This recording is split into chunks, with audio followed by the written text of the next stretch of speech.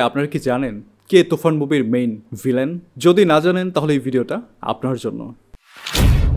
তুফান মুভির মেইন ভিলেনকে সেটা নিয়ে প্রচন্ড রকমের ক্রেজ চলতেছে। এটার অবশ্য একটা কারণও আছে। যখন তুফান মুভির এই পোস্টারটা রিলিজ করা হয় ঠিক সেই সময় থেকে তুফান মুভির হাইপ তৈরি হওয়া শুরু করে। আর তারপর যখন এই পোস্টারটা রিলিজ হয় তখন তুফান মুভির বেশ হাইপ ক্রিয়েট হয়। আর এরপর যখন টিজারটা রিলিজ করা হয় তখন তো তুফান মুভির হাইপ একদম চরমে চলে যায়।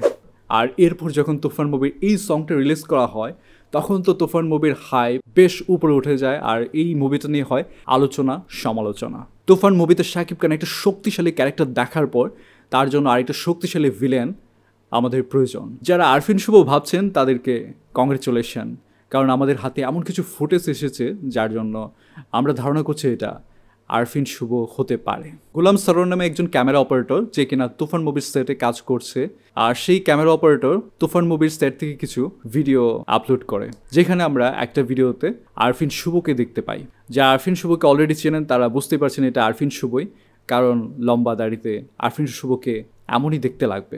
90% নিশ্চিত মুভির ভিলেন আরফিন শুভই হতে যাচ্ছে। তবে বাকিটা মুভি রিলিজের পরেই বোঝা যাবে। কমেন্ট বক্সে জানাতে পারেন আপনাদের দেখে কি মনে হয়, এটা কি আরফিন শুভ নাকি অন্য কেউ।